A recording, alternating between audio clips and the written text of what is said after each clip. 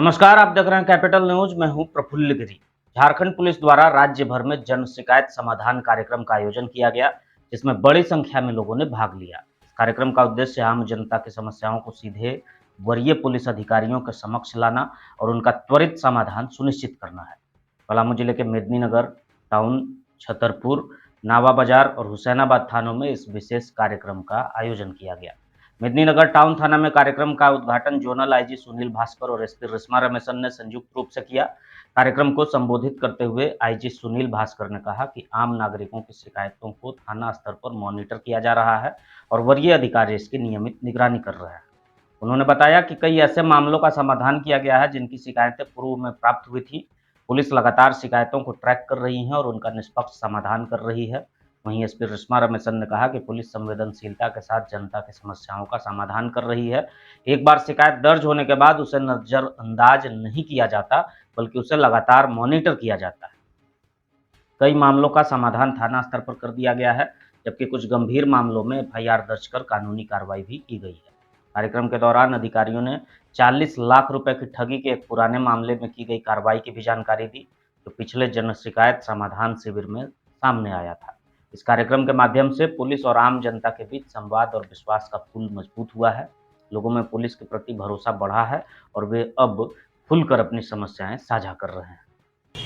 पिछली बार जब जनवरी में ये इसी प्रांगण में कार्यक्रम आयोजित हुआ था, तो एक ऐसा ही मामला आया था जिसमें कि एक व्यक्ति जो है उसके साथ कई लाख 40 लाख से अधिक की ठगी हुई थी। वो परेशान था कि एफआईआर नहीं हुआ उसके साथ। वो यहाँ आया, पुलिस अधीक्षक थे, मैं थे, हम लोगों ने उनकी बातों को समझा कि बहुत ही परेशान व्यक्ति है और उसमें तुरंत हम लोगों ने एफआईआर करने का निर्देश दिया।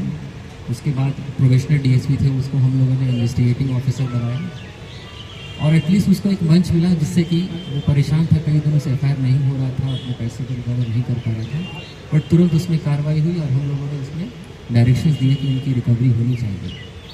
तो इसकी सार्थकता को समझने की आवश्यकता है। इस तरह के जो कार्यक्रम है इसमें क्या कार्रवाई हुआ है ये आपको अवगत कराना चाहेंगे, क्योंकि ऐसा है नहीं कि जो आपका यहाँ पे समस्या एक बार सुन लिया गया है उसमें आगे कार्रवाई नहीं हुआ है। तो उसमें ये हुआ है कि इनके अकाउंट से जो मैक्सिमम पैसा जिस अकाउंट में गया है, जिस बैंक से जो डिपॉजिट किया है, वो यूपी का एक कंपनी था।